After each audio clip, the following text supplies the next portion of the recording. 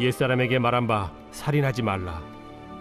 누구든지 살인하면 심판을 받게 되리라 하였다는 것을 너희가 들었으나 나는 너희에게 이르노니 형제에게 노하는 자마다 심판을 받게 되고 형제를 대하여 라가라 하는 자는 공회에 잡혀가게 되고 미련한 놈이라 하는 자는 지옥불에 들어가게 되리라. 그러므로 예물을 제단에 드리려다가 거기서 내 형제에게 원망 들을 만한 일이 있는 것이 생각나거든. 예물을 제단 앞에 두고 먼저 가서 형제와 화목하고 그 후에 와서 예물을 드리라. 너를 고발하는 자와 함께 길에 있을 때 급히 사화하라. 그 고발하는 자가 너를 재판관에게 내어주고 재판관이 옥리에게 내어주어 옥에 가둘까 염려하라. 진실로 네게 이르노니 네가 한 푼이라도 남김없이 다 갚기 전에는 결코 거기서 나오지 못하리라. 또 간음하지 말라 하였다는 것을 너희가 들었으나 나는 너희에게 이르노니 음욕을 품고 여자를 보는 자마다 마음에 이미 간음하였느니라. 만일 네 오른눈이 너로 실족하게 하거든 빼어 내버리라. 내 백체 중 하나가 없어지고 온몸이 지옥에 던져지지 않는 것이 유익하며 또한 만일 내 오른손이 너로 실족하게 하거든 찍어 내버리라. 내 백체 중 하나가 없어지고 온몸이 지옥에 던져지지 않는 것이 유익하니라. 또 일렀으되 누구든지 아내를 버리려거든 이혼 증서를 줄 것이라 하였으나 나는 너희에게 이르노니 누구든지 음행한 이유 없이 아내를 버리면 이는 그로 간음하게 하며 또 누구든지 버림받은 여자에게 장가드는 자도 간음함이니라. 예수님이 구약을 폐기하셨다는 건 예수님 시대 유대인들의 오해이자 또 오늘날 그리스도인들의 오해이기도 합니다. 어제 본문에서 예수님은 자신이 율법을 완성하러 오셨음을 선언하셨습니다. 신약의 그리스도인들은 구약의 율법을 족쇄로 매도하여 거기서 벗어나는 것을 복음으로 오해할 게 아니라 도리어 구약 시대보다 더 철저한 그리스도인의 의로운 삶을 추구해야 한다고 명령하셨습니다.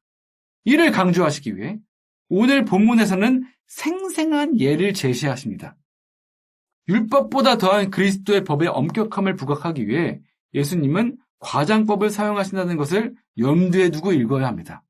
이 과장의 표현들은 그만큼 더 엄중하게 말씀에 순종해야 함을 역설하는 것입니다. 그런데 우리가 흔히 범하는 실수는 이건 애초에 지키라고 주신 말씀이 아니구나. 지키는 게 불가능한 율법으로는 의에 이를 수 없음을 겸손히 인정하고 예수님만 의지하라는 것이구나 라고 잘못되게 적용하는 것입니다. 신약에 우리가 구약의 율법을 지킬까 봐 예수님이 아예 율법을 더 어렵게 만들어서 폐기하신 게 결코 아닙니다. 율법을 지킬 수 없는 명령이라고 여기는 것은 오히려 유대 종교 지도자들의 태도였습니다.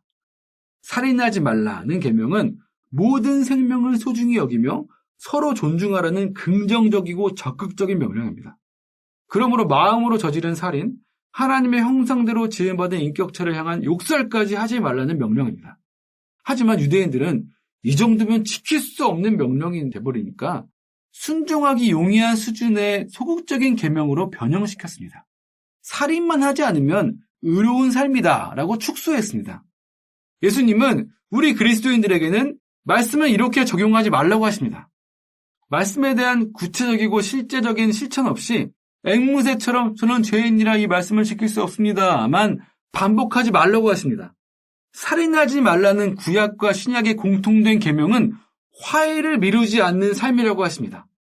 살인죄라는 부담감을 가지고 사과와 보상을 미루지 않는 의인의 삶이 저는 죄인입니다 라는 기도보다 더 중요하다고 하십니다.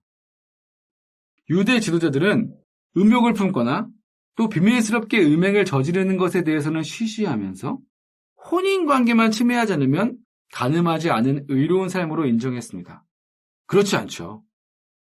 시선 둘 때를 찾기 어려울 만큼 음욕을 불러일으키는 것이 도처에 널린 이 땅에서 나 자신과 다음 세대를 지키기 위해 구체적인 노력을 하는 것이 간음하지 않는 삶입니다. 내가 저지를 가능성이 전혀 없는 동성애 문제에 대해서만 손쉽게 의인의 반열에 올라 정죄에 앞장서지만 이성 간의 성적 문제에 대해서는 그만큼 관심을 쏟지도 않고 때로는 너무 관대한 것은 아닌지에 대해서도 우리는 뼈저리게 돌아보아야 할 것입니다. 이혼 증서를 써주라는 율법은 아내를 재산으로 여기던 고대 사회에서 남성이 여성을 제멋대로 버리지 못하도록 못 박은 말씀이었습니다. 하지만 어느새 유대인들은 이 율법을 이혼 증서를 써줬으니 아내를 버려도 나는 여전히 의롭다는 식으로 사용했습니다. 예수님은 통쾌하게 경종을 울리십니다.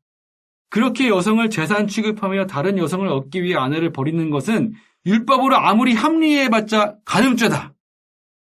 예수님 시대보다 이혼의 사유가 복잡해진 오늘날 그 과정과 상처에 대해 우리는 함부로 재단하지 말아야 합니다. 그건 오늘 말씀의 맥락도 전혀 아니기 때문입니다. 남녀가 서로를 존중하고 남녀의 결혼이 성경과 신앙의 원리에 충실한지 점검하며 순결을 가볍게 여기고 이혼을 쉽게 여기는 세상의 풍속과 기준을 거스르는 빛과 소금 같은 별난 사람으로 사는 것이 우리 그리스도인의 자세일 것입니다. 기도하겠습니다.